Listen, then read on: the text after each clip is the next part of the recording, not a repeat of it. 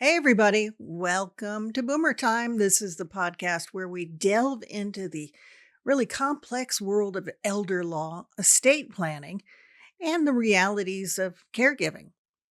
I'm your host, Nancy Cogar, and I'm an elder law and estate planning attorney. And it's my objective to help you and your loved ones through this journey of aging. Let's navigate the legal and emotional challenges of aging together, okay? So, I wanted to start off today on a personal note. Sometimes, I do that because, as you know, I'm not just a lawyer, I'm also a caregiver. I'm walking this walk with you. And I wanted to share a deeply personal story about my own journey with my 83-year-old mother here in Chattanooga who recently had a stroke. And she's been in the hospital. She's transitioning from what was previously independent living now to assisted living care. It hasn't been easy for her or for us. And if you're facing a similar situation or just trying to prepare for the future, that's what I wanted to do with this episode. We'll talk about the emotional toll that the legal issues can cause because they really can. And once again, the tools that you should have in place long before any kind of crisis happens. We're also going to talk about how to care for you as a caregiver out there, because many of you know caregiving is a journey that requires emotional, physical, and legal support. So, my husband Gary and I have been caregivers of my mother, Carol, for over 10 years now. I introduced you to her a while back on the podcast, and she talked about, her side of the aging equation as far as caregiving is concerned. You might want to go back and watch that. That was a popular episode. So, this journey that we've been on went from her moving up with a friend from Florida, kind of like an adopted grandmother for me. And that had to be 15 years ago here to Chattanooga. And I just wanted to offer her some additional support because at that point she was caring for her friend. And both of them ended up moving in with us for several years. And that experience, you know, was challenging. Maybe I'll talk about that sometime, but they don't live. Well, my mother's friend passed away, but my mother then moved to an apartment, which was her decision. And we make those decisions all together, which I think is important. But being in an apartment was actually kind of isolating. She was in a beautiful apartment, but you're in an apartment by yourself. So she went on to be in what they call independent living. She had a private apartment, but there's a social, community there. And she's been there for the last 5 years until this recent stroke. The stroke affected her right side and her ability to get up, kind of walk, move around, get out of chairs, etc. And that included a hard discussion, of course, about where we go next. For a while there, thinking maybe it's straight out to nursing home care, which is my last resort for everything. And the challenge with that, of course, is partly emotional and partly just paying for that, which can be upwards of $12,000 a month. Or, my other side of it when we were talking was, is she still, is she a candidate for some more supportive care, assisted living, where you could receive support care, right? And occupational therapy, physical therapy, but not feel as though she's, an invalid laying in bed, that emotional balance followed really by the practical side of necessary care and the also very practical financial ability, right? You got to pay for it. So, after about 6 weeks in the hospital and then skilled nursing care, we all made some decisions along with the realization that she just wasn't able to go back to her independent living arrangement. And that meant, scary new unknown frontier for her, loss of friends and familiarity that she had made, Not to mention, not to mention trying to pack up all her things and determining what can and should come with us to the new place versus stuff she just doesn't need anymore. And you listen to my podcast back a while back, what do you do with your stuff? Most of the time, the rest of the family doesn't want it. They got their whole household of stuff, right? So what do you do with most of the other things that she's accumulated? Again, not an easy thing. So I have suggested, and part of what we did was keeping things in storage short term and then giving things, couches, chairs, tables, flatware, anything like that, to someone else who can use it. Be a blessing to someone else. And that was our answer for that. I'm going to talk about some more kind of suggestions and answers. That's why I share this personal story. I want you to know that, I am facing these challenges too. And I want you to be prepared.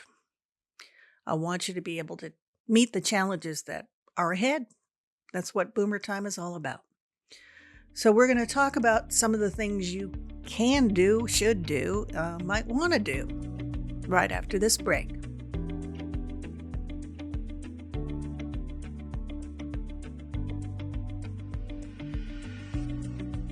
Welcome back to Boomer Time. Nancy Cogar here. Aging is something we all know is coming. It's part of that natural cycle of life. But even with that knowledge, the emotional toll of seeing a parent transition from independent living on their own to assisted living or a nursing home really can take a serious emotional toll. It's like watching someone who's always been strong and independent start to fade. And it can feel like a heavy burden to carry around. There is a serious emotional toll as well. When my mother had her stroke, it was a wake-up call. We had been coasting along for a while, but this was a reminder that, that role reversal is there. I'm the one making the decisions, overseeing her care. I like to involve her in that, of course, but, managing the logistics of her transition into assisted living. And I couldn't do it without my husband.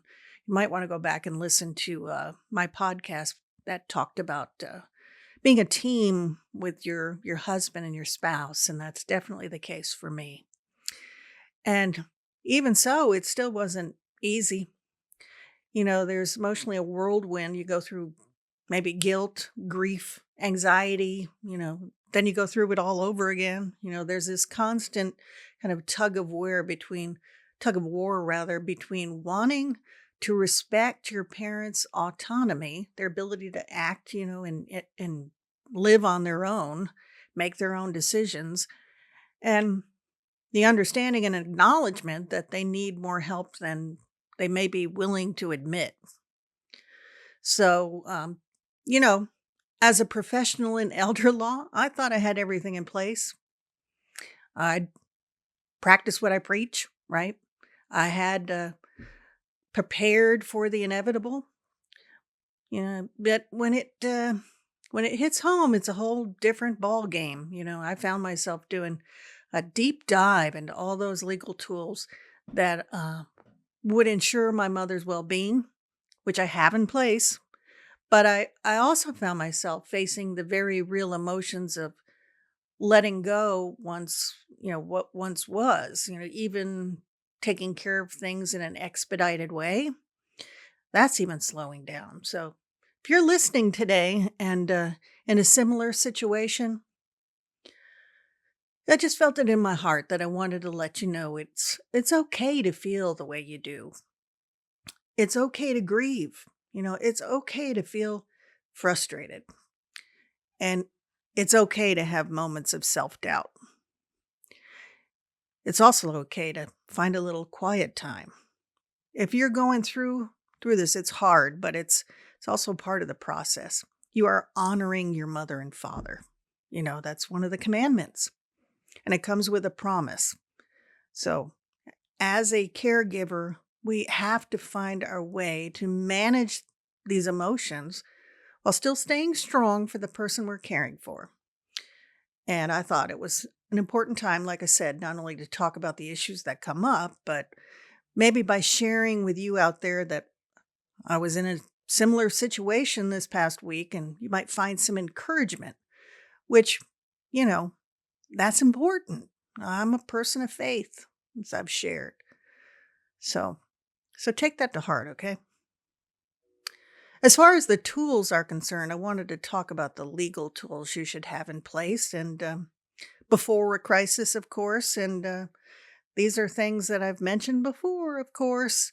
And as an elder law attorney, I want to stress to my clients the importance of preparing ahead of time. Where have you heard that before, right?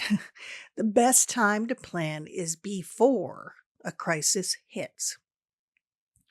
Once a parent or loved one has already had a stroke, right, or is in a mental or cognitive decline, physical decline, it's much harder to set these things up.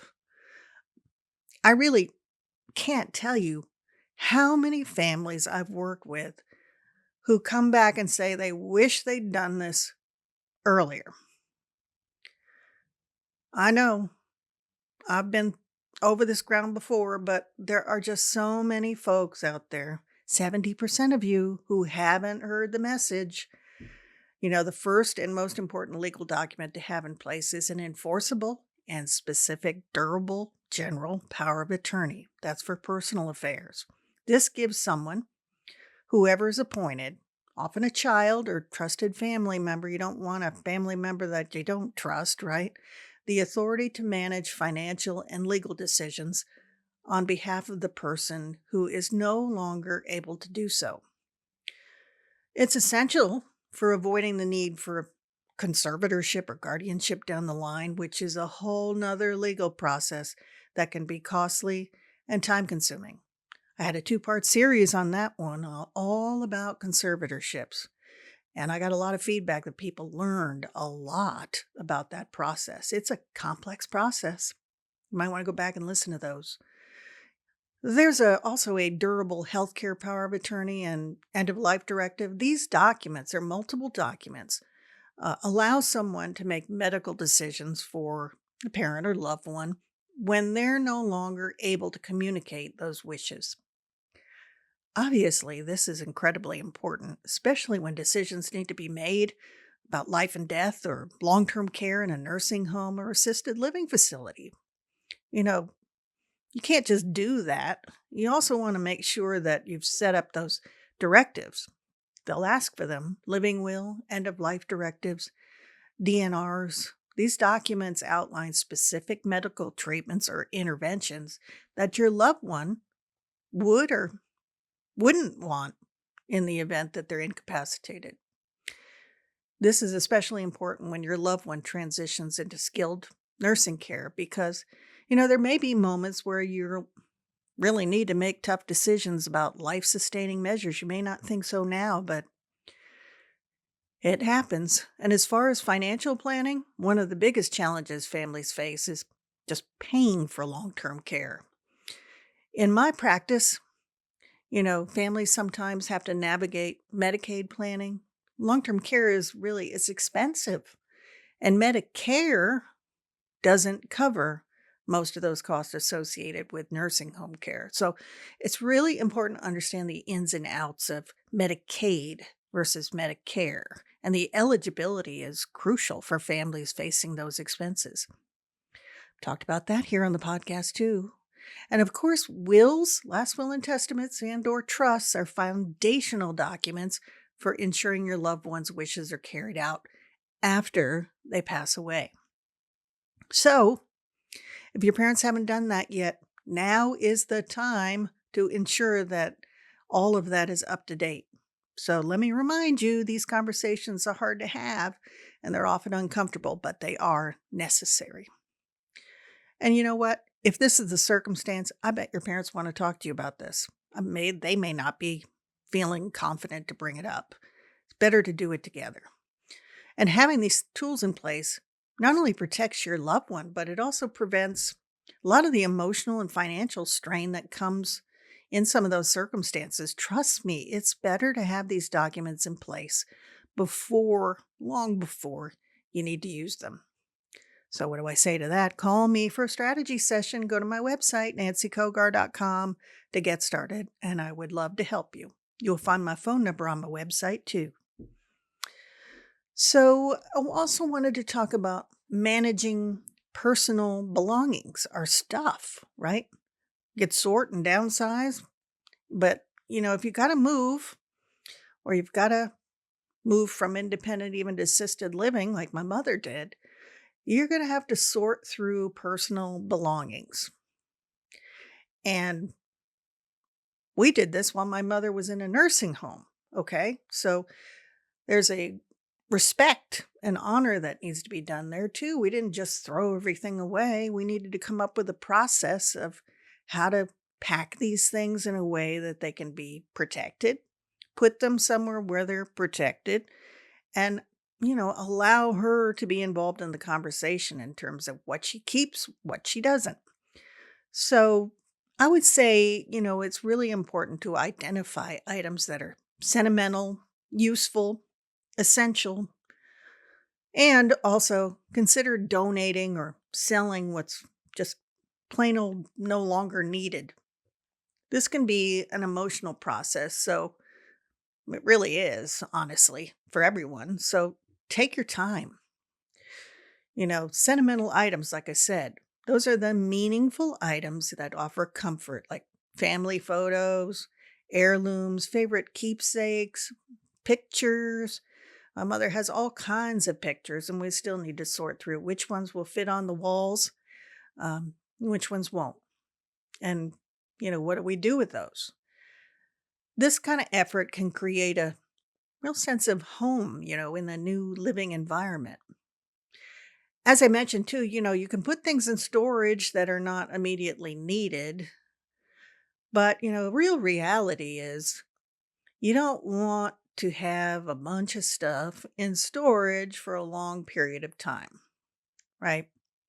Because that just creates another cost and expense for yourself. And you're hanging on to things that are probably better to give away. If you can find someone who can use them, then that can be a blessing.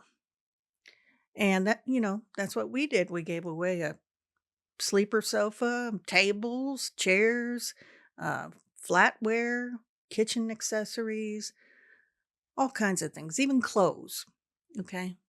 There are lots of people with needs, but just make sure the family is on board with this, right? So also organize important documents, right? I talked about that already, but make sure they're organized, accessible. I scan them all and I make sure that everybody who needs them has them.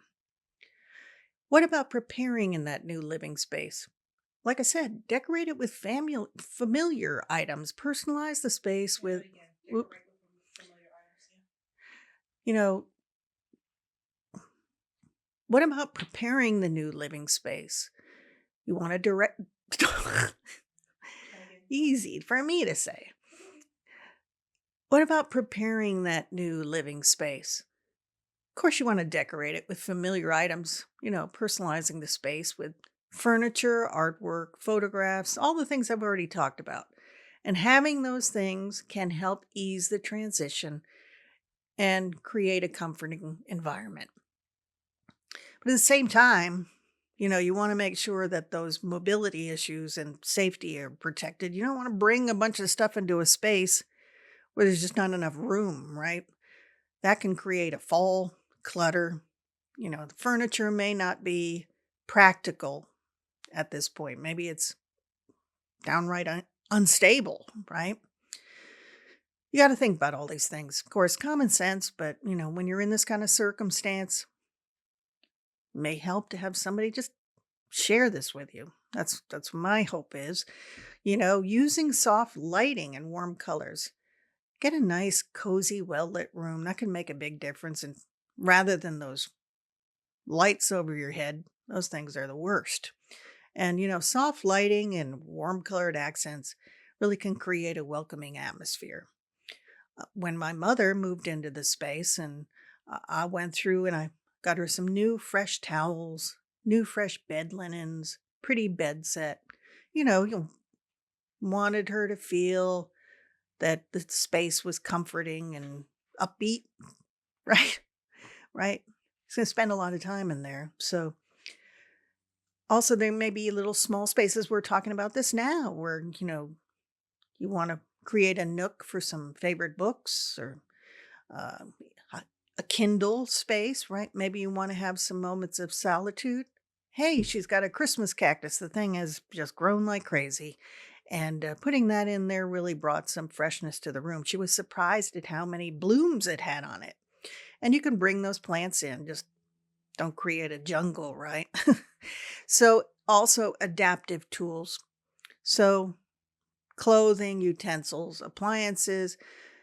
A lot of times you don't need these, but she's got a coffee maker, non-slip mats, grab bars, utensils for easier grips, those types of things. And a lot of these facilities already have those in place, but you can determine, when you're making the move what will help, and I think that's important.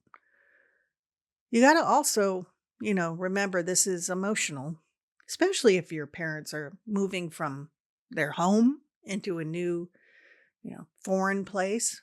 That's the only place they've known maybe for 50 plus years. So that's going to be a stressful time. And I think it's important to validate those feelings, acknowledge the emotions that will come with this transition. It's normal for a person to feel sadness, loss, anxiety. My mother shared that with me, when they're leaving their home. She's been in the independent living for 5 years. I sat and I listened to her concerns and, validated her experiences. I encouraged her that, I'd been to the place. I've seen the people that live there. I've seen the atmosphere. I've smelled the food. I've found out whether they like the food or not. That's a big one, folks. Find out what kind of services they offer, when, meet the staff. All these things are important. And then just offer reassurance. Reassure them that the move is going to ensure their health and their safety and that you love them, right? By pointing out these benefits. They'll be able to meet new people. My mom went to lunch. She was eating in her own room, but they took her to lunch and she met some ladies and they've got activities there. So that's what I want to see. I'll be right back after this.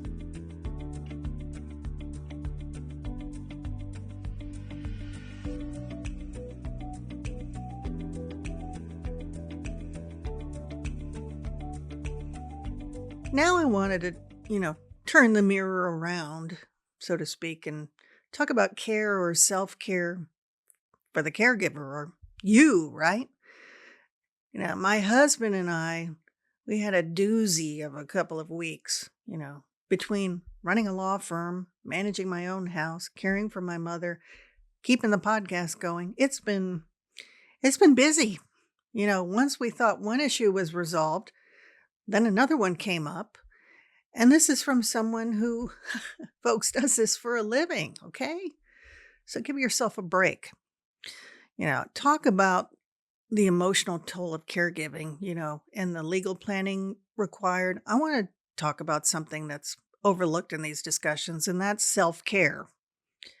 It's easy to get caught up in caring for a loved one, especially when it's a parent, but you cannot pour from an empty cup. I've learned this lesson the hard way. And, I have to keep reminding myself for months, back and forth sometimes, I am so focused on making sure my mother or my law firm, my clients, my podcast are all taken care of, and my mom gets the best care, that I've neglected my own health, mental and physical. Putting that weight on, not feeling as strong. I got to get back to the gym. I got to make time to do that. As a caregiver, we forget, we're human. And as I've talked about, the physical exercise, downtime, spiritual renewal, quiet time with the Lord. One of the best things that I've done is to set boundaries. And I've been able to schedule time for myself on my calendar. I'm actually scheduling it. So whether it's taking a walk, meeting a friend for coffee, hanging out with my dog, or just sitting quietly with a book, those moments are really essential for me to recharge, and they make me a better caregiver, a better advocate for you. There's no shame in asking for help, whether it's from another family member or professionals or support groups. And don't forget that the power of therapy has helped through this process often. Okay. It's okay to not be okay. And, addiction, you need to, there's some coping mechanisms there that sometimes people look to, but you want to be wary of that because that will not recharge you. It will only further deplete you. So, taking care of yourself as a caregiver, that is very, very important. And it includes, having boundaries with the person you're caring for. You can't be all things to that person, do all things all the time. Schedule regular breaks. Eat healthy food. Get enough rest. Make time for hobbies or activities that help you decompress. Of course, I love doing the podcast, and that's a nice shift for me, but it is a discipline.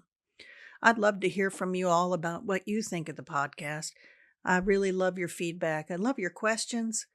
I love just hearing what you're thinking. Maybe there was something that really stood out to you that made a difference.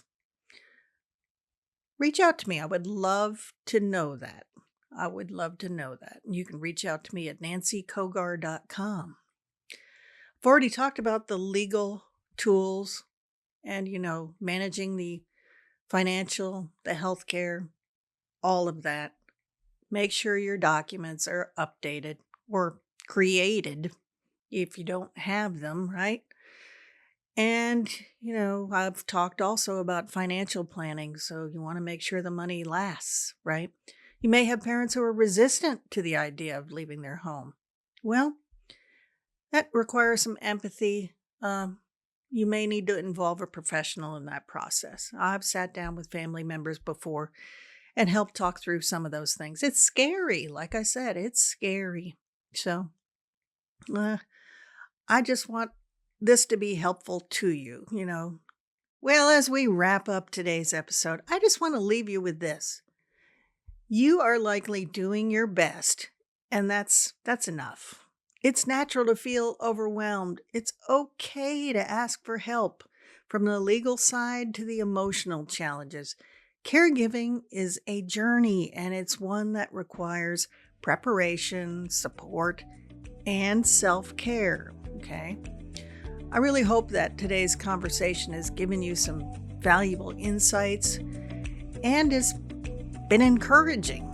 Whether you're facing a transition right now or preparing for one in the future, remember you are not alone. And always remember to take care of yourself as much as you take care of your loved one. Like I say, if you have questions or need help, you can reach out. Don't hesitate, and I'm here to help guide you through the process. I've helped so many others before you that were in the same shoes, okay? We'll walk it together. Thank you for joining me here on Boomer Time. Until next time, take care of yourself and take care of your loved ones. And remember, you've got an advocate in me, and you've got this. Bye-bye.